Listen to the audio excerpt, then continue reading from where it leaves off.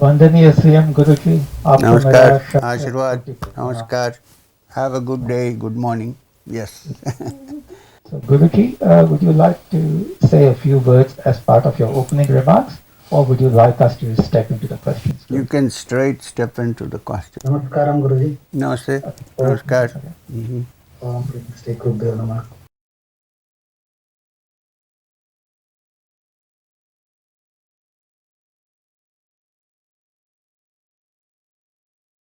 I wanted to ask you, the question is like, even though I am more spiritually inclined, I do the meditation and I do Hamsa as well, but still I have not taken the Kriya. But I do not understand how do we balance the personal, professional life and the stress situations. So even though we do regular sadhana, jap, mantra, everything, but still we are unable to cope up with the stress and take it like at ease. Well, you are asking somebody who is not a monk, who is not a sannyasin, who has a family, who has kids, who is at least ornamentally the president of the Satsang Foundation, and who has to deal with Zooms and questions and answers all the time. But I don't have stress, so how? So what I'm trying to say is that in the beginning, when you take up the practice of spiritual life, it's not so easy to handle this.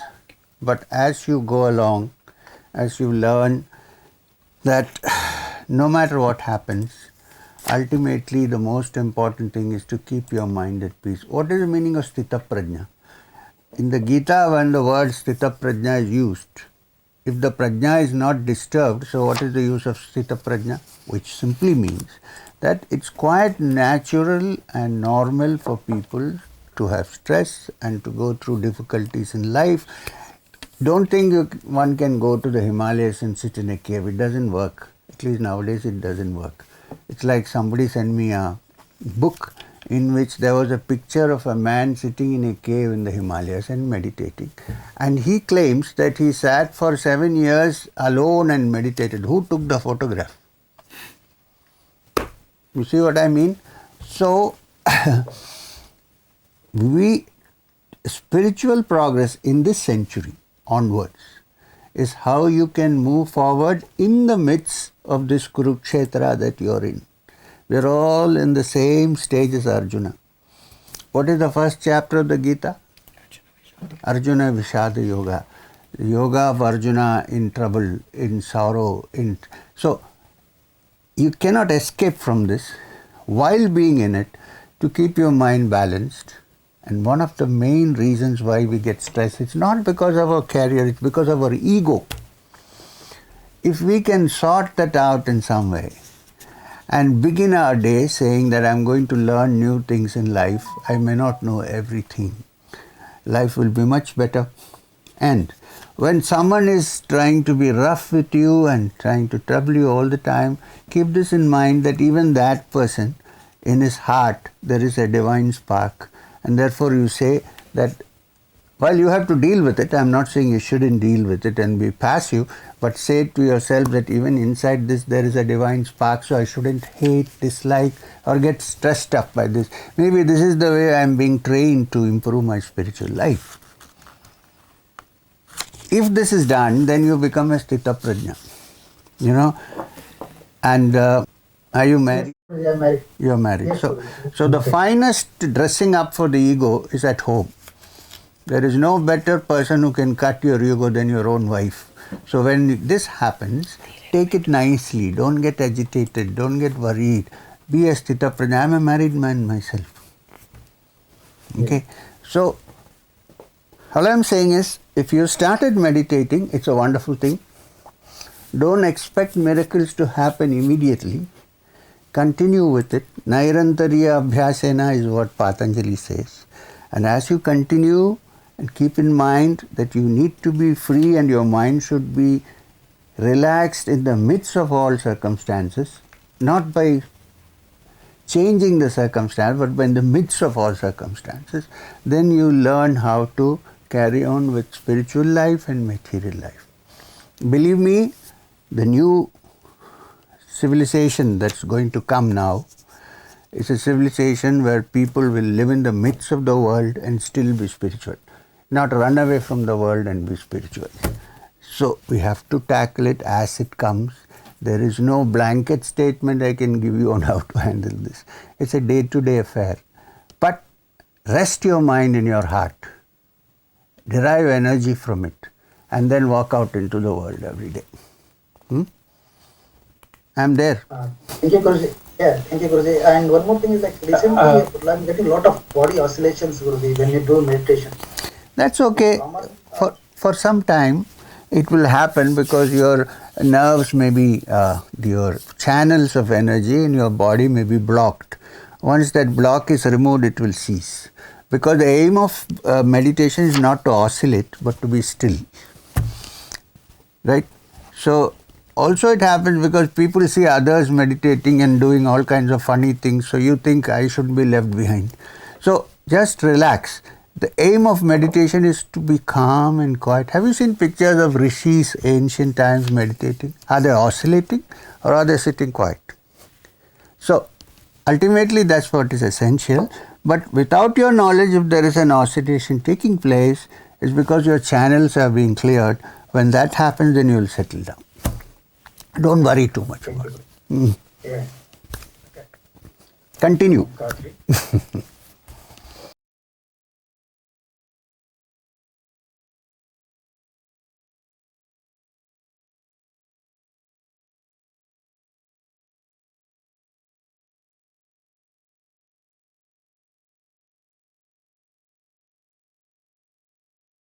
Namaskaram, Guruji. Yes, namaste. So, sir, recently, so it's been 3 years since I've been practicing Kriya regularly. Right. Recently, when I go through the steps of Kriya, after a Brahmari, I tend to see some bluish light in the ajna chakra. I usually don't pay attention to it and I just carry on with my chakra dharana the next step. My question is, should I focus on it because it dims away very slowly? It doesn't, initially it used to hover around a lot, now it's stabilizing. And I get confused whether to fix my attention on the ajna or do I fix my attention to the top of my head. Usually, during silent meditation, I automatically go at the top of my head and I feel something happening there. I think when you see the blue light, try to fix your attention on it. As long as you can. If it automatically shifts to the top, to the Sahasrara, allow it to shift, but try to look at the blue light. It's an important part of one sadhana.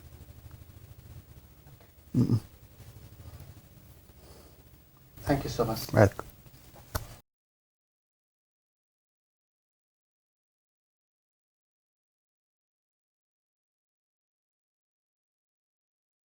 Okay, since 2020 doing Kriya meditation practice, so I'm able to go into silent meditation and sit still for 15 to 20 minutes, not a problem. But like dhyana, maybe how do we go into Samadhi state? From there it's like all. You know what? If you are able to sit silently for 20 minutes, it's a big deal. Many people cannot. So Samadhi is not induced. It's something that has to happen. So continue to sit quietly. You know, meditation, people say, I'm going to meditate. When there is effort, there is no meditation. Keep this in mind. Dharana is fixing your attention on something. Up to that, there is effort. Dhyana is natural. When I say I am doing dhyana, then you are not doing dhyana. It cannot be dhyana. Dhyana is an effortless thing that happens when you are quiet, when your mind is quiet. So if you can get up to that, you have to just patiently sit quietly with that, and one day it will shift to what you're looking for. You cannot bring it about. You see, any idea of samadhi that you bring about in your mind is from what you have read. That becomes an effective barrier against samadhi. Yeah, I understand. You get what I'm... So don't worry about it. This much if it's happening, I'm very happy about this. Stay with it quietly and say one day this is going to happen to me. Yes, it's very quiet, and after I come outside, it's very peaceful. You like it, yes. Stay with that. Stay with that and don't even think about Samadhi. It will be Samadhi soon. Hmm? Pranam Guruji, namaskar. Namaskar, namaskar. I've been seeing you there on the end for some time now.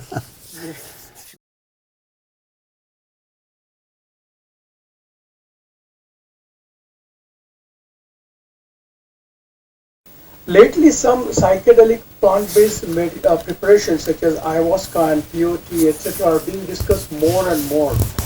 And many people who have tried these substances under controlled environment have reported experiences which are astonishingly similar to those stated in scriptures, such as dissolution of ego, non-duality, unity, and so on and so forth.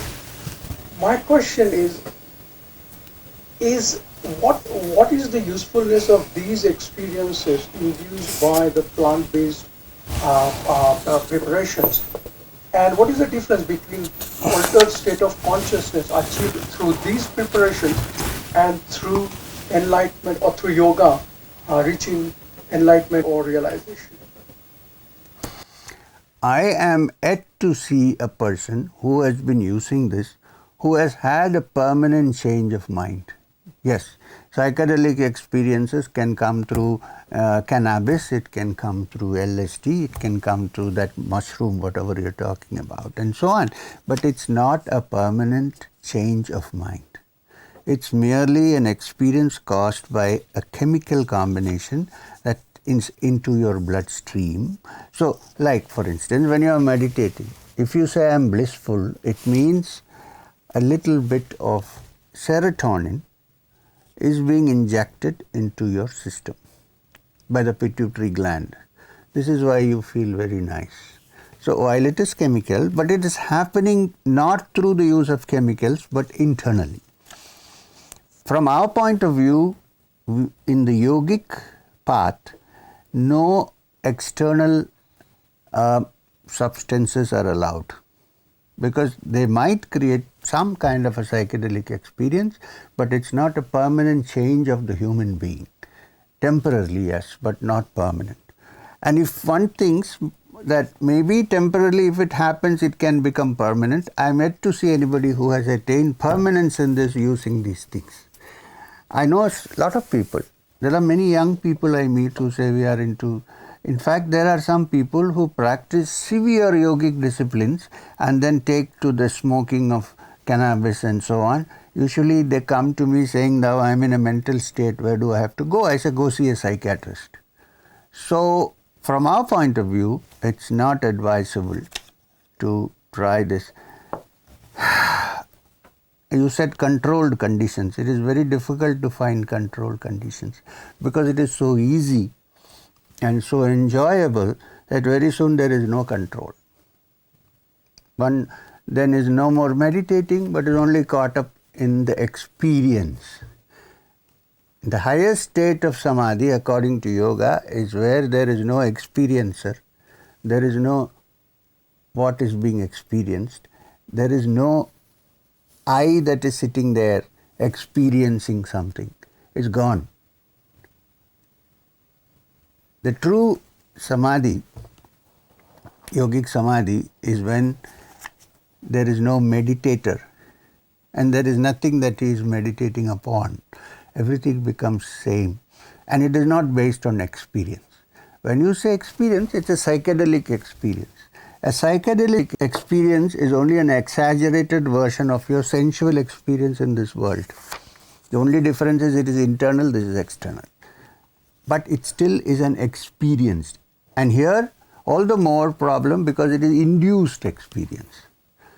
Therefore, I would suggest that one who is seriously interested in sadhana should avoid taking any chemical means to bring about change in the states of consciousness, because it is not going to last. I know many young people from Spain, from Argentina and so on, who have experimented with this. But after some time it wears off. And then they are worse than where they started from. Better keep away and go slowly. Why do people do this? Because it's a shortcut. And in spiritual sadhana, there is no shortcut. Yeah, there is one shortcut, which is to cut your ego into two. But it's a shortcut, but very difficult to attain. So therefore, I personally do not advocate any of these experiments. I think better to go through meditation. It may take long time. It may take several lives, but it's better than indulging in chemical acceleration of your psychedelic experience. My opinion.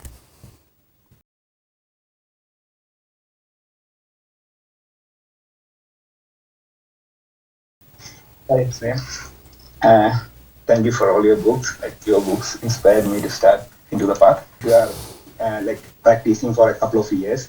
What would be some of the books in Hinduism which talks about the stages of meditation? Like in I have read stages of meditation by Chuladasa, which gives a path to have progression.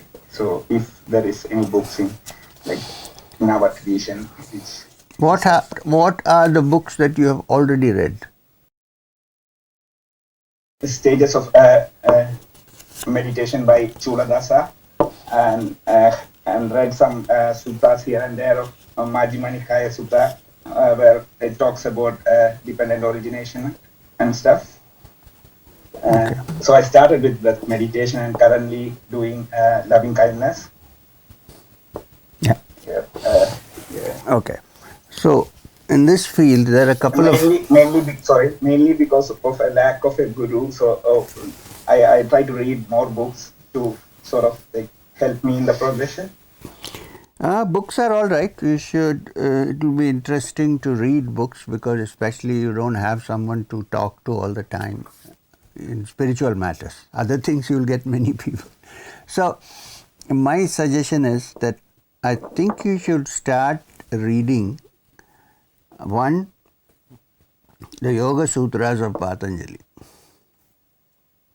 It's a very practical text. And two, the Yoga Vasishta. And three, the Bhagavad Gita. Okay. If when you are not so serious, you can also read the complete works of Swami Vivekananda, starting from volume 1 and carry on. I know it's a great deal to read, but then it's better than reading pulp fiction, right?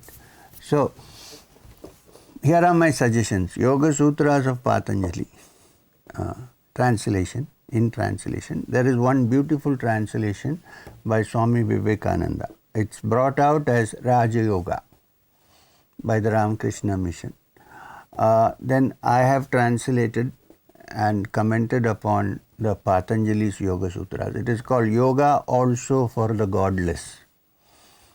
Then the complete works of Vivekananda are available to you on Amazon. Do also the Bhagavad Gita in any good translation. When I say Bhagavad Gita, I prefer to read the Ramakrishna Mission's translation by Swami Tapasyananda. You can choose what interests you and pick it up. So continue to read this. You should at some point read my autobiography. I have read all your books. Yeah, so in between just check the Upanishads if you have read my books. So yeah, I have also read your commentary on the small book on the Upanishads. Was very good. Right. Yeah. So these are the additional things I would suggest. The Gita, Thank you. the Yoga Vasishta. Now take a long time to read the Yoga Vasishta. Don't hurry up. Go very slowly. Yeah. Yeah. Thank you. Pranam Guruji. Yes, God bless you. Yes. I can see the Yama Niyama tree behind you, your wife's head. Yes, Guruji. Where did you get that from? I got it from an online website. Nice.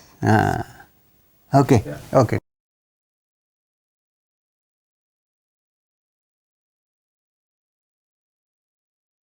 Guruji, I have two parts to the question. One is in your recently concluded Gurupurnima evening satsang, you had listed three techniques, basically two. One is to light the inner dhuni and all those techniques. I wanted to incorporate it in the Kriya. So I just wanted to know in terms of the order, where do I put those? Of course, the third one is the Brahmari, but the other two, I'm thinking where exactly in the Kriya to include that. Right. After you have done all your Kriya, including Brahmari Chakra Dharana, then you are going to meditate, right? So when you are going to meditate, at that time, before you go into silent meditation, do these techniques. And then go directly into silent meditation. That's the place. Lovely. Thank you. Thank you so much. Most welcome.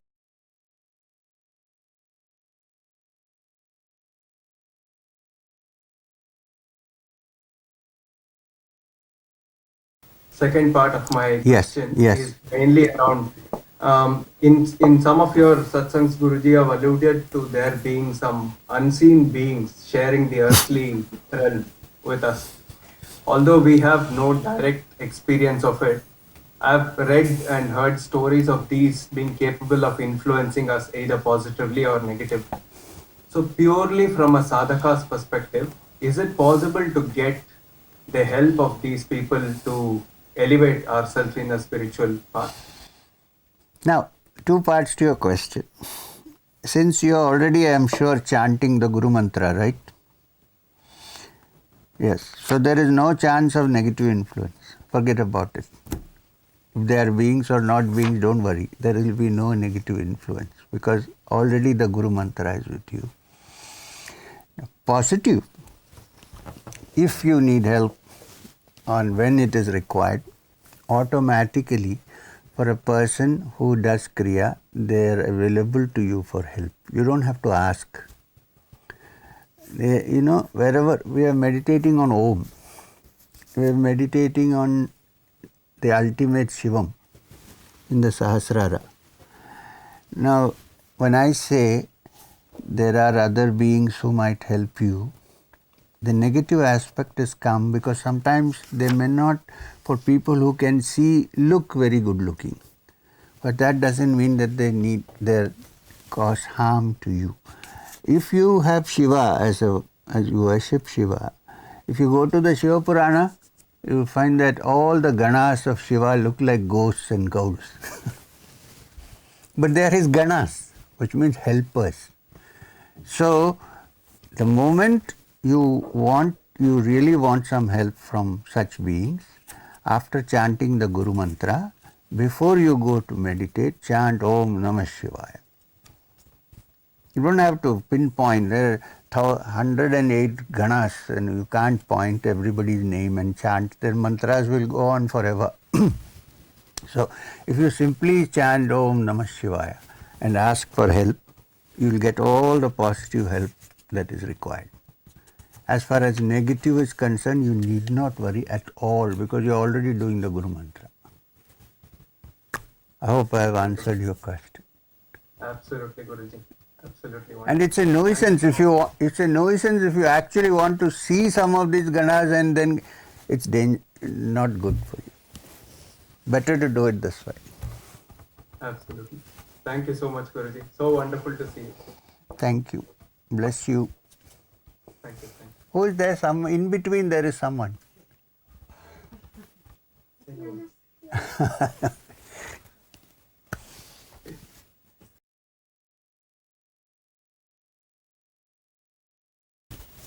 Mine was not a real question, really, sir, because I'm watching and hearing, and anytime a question arises, most of the time I get the answers from your talk.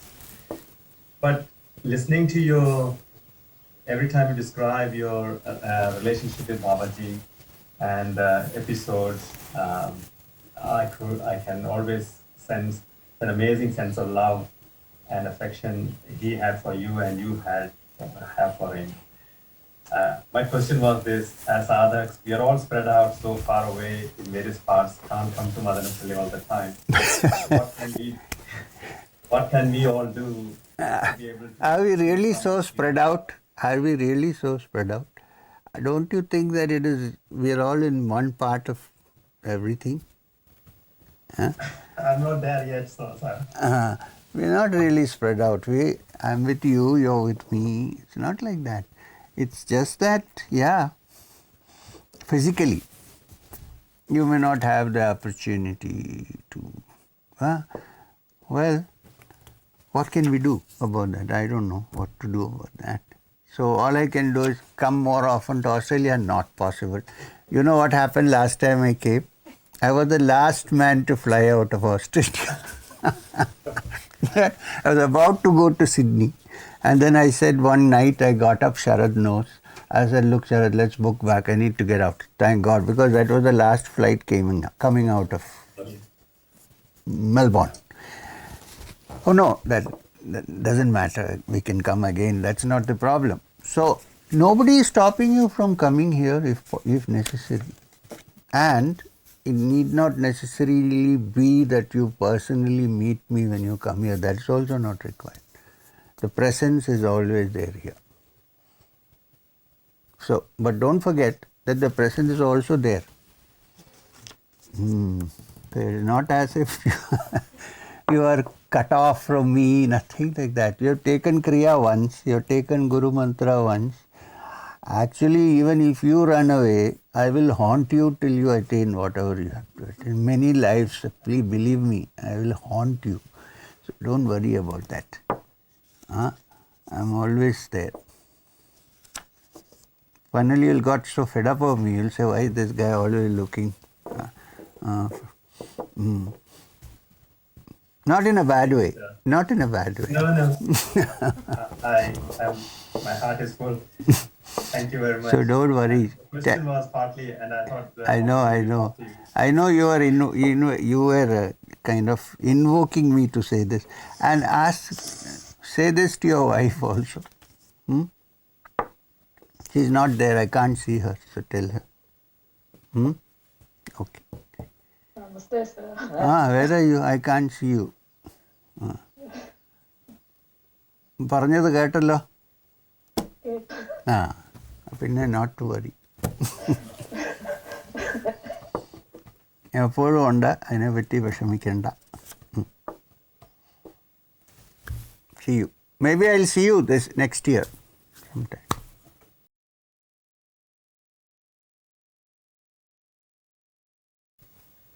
Sir. Namaste. My question is around kundalini awakening and enlightenment. And? And enlightenment. Enlightenment, yes. So I want to understand if kundalini awakening is a prerequisite to enlightenment. One is an experience, another is a non-experience state. So I want to understand the question. Okay. So I'm going to tell you something very interesting. Maybe you haven't looked at it from this angle. Okay. There have been various, what can I call them, teachers who have had an experience of oneness, right? And who said that ultimately everything ceases and there is only one existence and so on. If you delve into some of their biographies, you will find they say this, but before that they had some experience which is either a kundalini experience or very similar to that. I'll give you the prime example. The king of all iconoclasts is J. Krishnamurti. King of all. I have not seen anybody who's more iconoclastic than this man. And I've known him also for some time. You know that if you read the autobiography. Now here is a man who said, don't need a teacher, don't need a student. Ultimately the mind is still and the mind cannot reach it. So the freedom from all that you know, freedom from the known. Right. Look into his biography. At a certain age, he went to an experience which is very close to a kundalini experience, although for him it was a painful experience. His spine was in such pain that he was unconscious for many days. He never could eat. All that he ate came out. And in a way he suffered, and then one day he came out and sat under a tree, and then he started speaking as Krishnamurti. Actually, this is not unprecedented, because many people, some of the traditional Kundalini teachers dismissed it, saying that if it is Kundalini, it should be blissful and it cannot be painful. Although they forgot to look into the matter that it later on became quite blissful. Now, what I am saying is it's not an isolated case. There was in Kashmir a person called Gopi Krishna. He is the only person in the world I know of who started an institute called Institute for Kundalini Research. Gopi Krishna in his youth was taught by one of the Kashmiri Shaivite tradition that he should meditate on the top of his head. He did it for many years. Till the age of 40, 41, nothing happened to him. One day he had an experience very similar to Krishnamurti's experience. He had something going up and down his spine, his whole body was on fire. And he suffered also. Some parts were blissful, some were very and then afterwards he settled down and his mind became quiet and he started this association. After his time, I think it died down. There was nothing left. However, there are cases of people like Ramana Maharshi who had some experience which cannot be equated with a Kundalini experience in many ways. But the fact that for many years he spent contemplating within himself, trying to stabilize the experience that he had, shows that there is some kind of sadhana involved. Although nobody taught him. Like Krishnamurti said, there is no need of a guru. Ramana Maharshi really did not have a guru. That's why sometimes I'm worried when people keep his picture and say he is my guru. He didn't have a guru. So, what I'm trying to say is that while the Kundalini traditionally has existed as a science of arousing your internal energies, it's quite possible that for some people, in exceptional cases, it could have happened without the actual complete process happening. It could awaken in one center, like the heart center, for instance. Because they are not traditionally Kundalini yoga practitioners, they would not ascribe it to that. So, when you say Kundalini, basically what I am trying to say, don't think that Kundalini experience is only one in which, like in Kriya, you go through all the chakras and then take it up. It can also happen spontaneously to some people for various reasons, which we cannot go into right now, in different centers, and therefore they might have an experience. So if you ask me, is Kundalini awakening a prerequisite to enlightenment? I would say not in the traditional sense. But if there is enlightenment, something has happened which is not normal. Some energies have been unleashed into the system. Now when you say Kundalini, don't come to this conclusion that Kundalini we are talking about is only the energy that is hiding in the Mooladhara. The meaning of the word Kundalini means the coiled energy. It is an expression of the ultimate energy source, which is coiled. What is the ultimate energy source and life source in human beings? Apart from even biologically, what is it? It is the DNA. And have you seen the shape of a DNA? How is it? Coiled or straight? Coiled. So, and it's another name used traditionally for Kundalini is Bhujangi, which means like a snake. Like a snake, Bhujanga, snake. What does it mean? That means it's coiled and like a snake it lies down quietly. You poke it and then it hisses and comes out. So, to the question, I think it is a prerequisite, but it did not happen in the normal ways that Kundalini Yoga in particular teaches. It can happen in other ways. All I'm trying to say that some energy is awakened in the human body and in the human brain, which makes one open to receive things which are ordinarily not possible for the mind. If that is the definition, then yes. If the definition is only applied to the traditional so-called Kundalini Yoga, then no. I hope I have answered or given you food for thought, at least. That was a good question. That was a good question. Many people have this question, they dare not ask.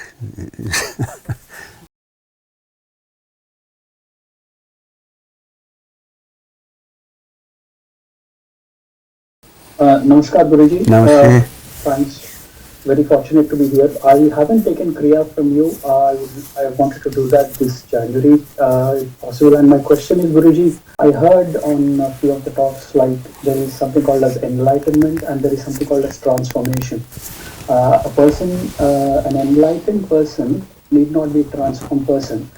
For example, Rama, Buddha, they were enlightened and transformed, but Ravana was only enlightened, but he wasn't transformed. I really didn't understand what happened. Even I cannot understand what you are saying. Because I think the word enlightened here is used as someone who is not ordinary, who is something other than ordinary. Probably the word enlightened is used here in that context, because if it is spiritual enlightenment, the transformation also takes place. It cannot be without. So, yeah. Continue. Yes. Ask.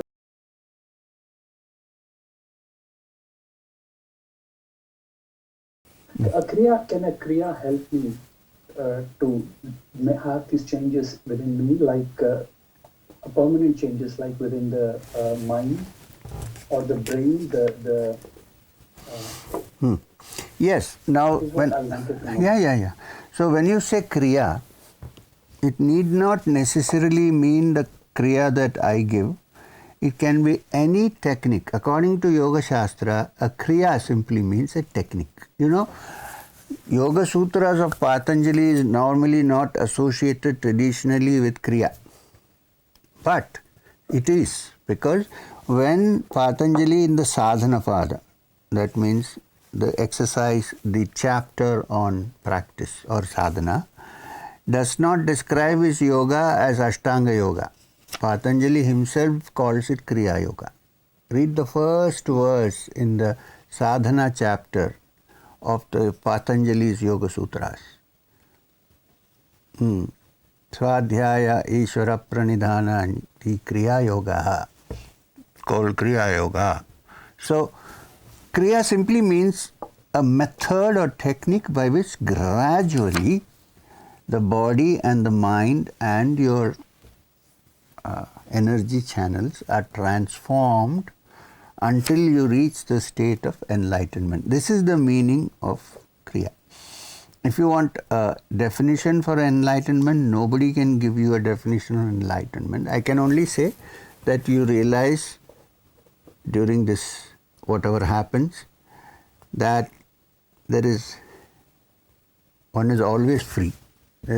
One has never been bound. I don't know how to. Anyway, so Kriya is a technique by which you open up the mind and remove the blocks, after which you experience the state which Buddha called nirvana, which Vedanta called moksha, which Yoga Sankhya calls Kaivalya, and so on and so forth. This is Kriya. So, we also teach Kriya, but that doesn't mean this is the only Kriya in the Yoga Shastras. There are many methods described. But if you want Kriya from me, this is a particular Kriya that has come down to us from a certain source, Sri Guru Babaji's source, and you are most welcome to take it from me when we meet, because it can't be done on Zoom. And whether you will get enlightened because of that, certainly you will get transformed bit by bit. And enlightenment is not something which is attained bit by bit. You will become transformed at one point, then the enlightenment will take place. Because when you say enlightened, you can't say he is 1% enlightened or 10% enlightened. Either one is enlightened or one is not enlightened. You know what I'm trying to say. Yes, yes. So we'll see. If you want, we can have Kriya. There is no problem. But even if you simply sit down, watch your breath, quietly meditate, that is also Kriya. Believe me. Sure. Thank you, brother. Thank you. Namaste, Guruji. Namaste. Yeah, can you hear me? I can hear you, but there is a peculiar symbol there. It says Sam. And there's a blue hat. Now I can see you.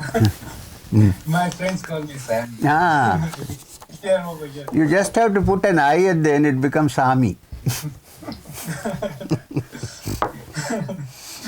Okay. Yeah.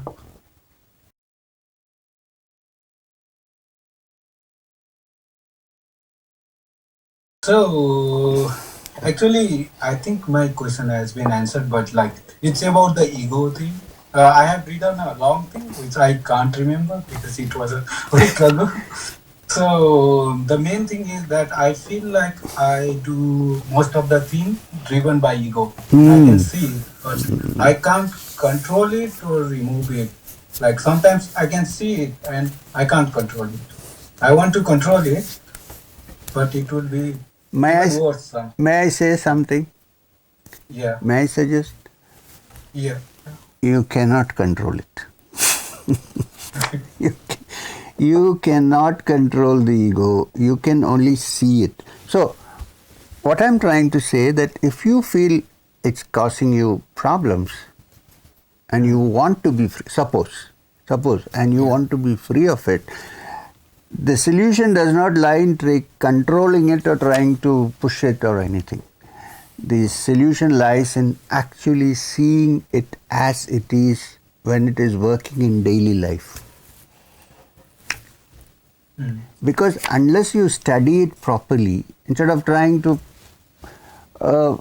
brush it under the carpet, trying to control it, trying to hide it, instead of that, if you can see it in its full raw state as it is, and this can happen only in day-to-day life, not by sitting down in one place. When you're dealing with somebody, you'll see how it comes up. So if you can carefully observe that, it will take time. In some time, you would have figured out how it operates.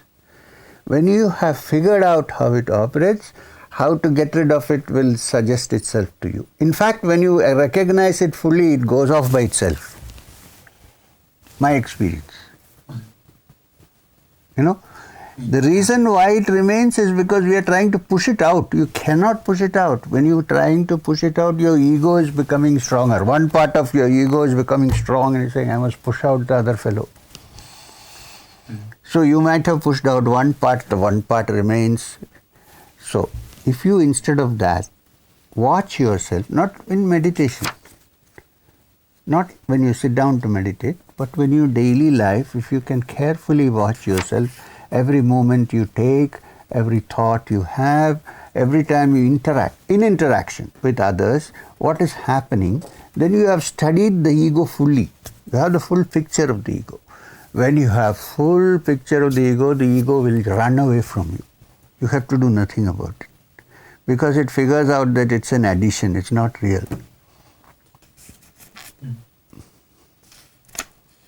So you're right, you can't push it off. Even if you try to push it off, it becomes stronger after a while.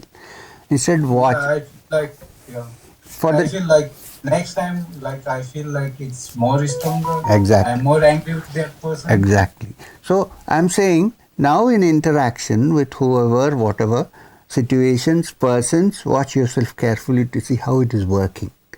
When you have seen how it is working, then you will be able to solve it. Don't try to cover it now. You get what I'm trying? Yeah. Thank you so much.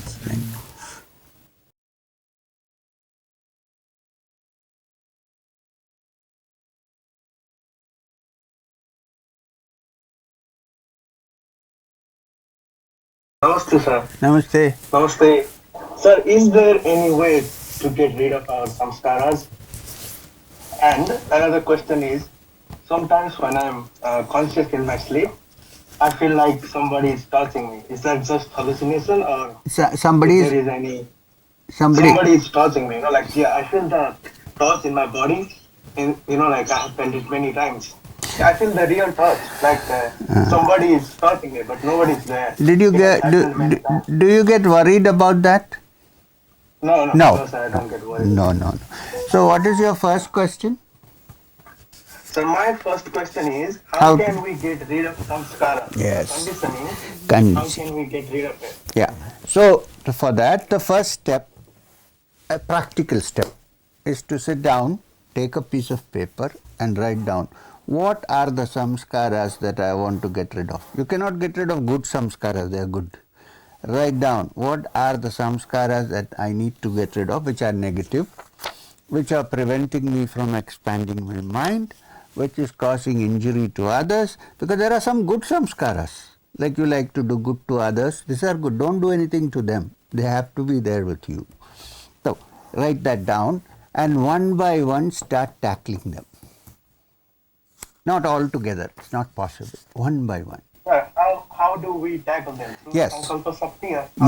Yes, through sankalpa and trying to do something which is completely opposite what they suggest. Completely opposite. Sir, and my other question is, there is just one more question. You said when we cut the ego in half, I think there is no such thing as ego.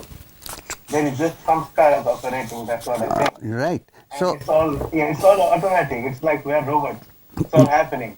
yes. And Yeah. what happens after we get rid of the ego? You cannot get rid of the ego. First you have to tackle the samskaras. The person that you call the ego is not a reality. It exists there because of your samskaras. When you are free of your samskaras, if you look, you cannot even find where the ego is gone. There is nothing like that left there. It's an artificial entity. Okay. Now to the second question of whether about the touch that you're talking about. You have nothing to worry about that. It's just an inner feeling which is a good feeling. So I'm not saying you should deliberately cultivate it, but when it happens, just leave it as it is. Don't worry about it. There is no harm in that. Okay? Right. So next, when we meet, we can discuss more. So as closing remarks, Guruji, would you like to say something at all to this audience? No, I would only say that the questions seem to be genuine and interesting, and many people are looking into this matter carefully, which is a big thing for me, that people are trying to look into this matter. That's all that matters to me. So continue to do that, and slowly you will find your way out. It can't be done in a day. And when we meet personally, then we can take up more questions and more problems which you have to be discussed with me. And I have this to say that I am not trying to solve your problems. I am trying to help you to solve your own problems yourself. Remember this. Right. Thank you very much.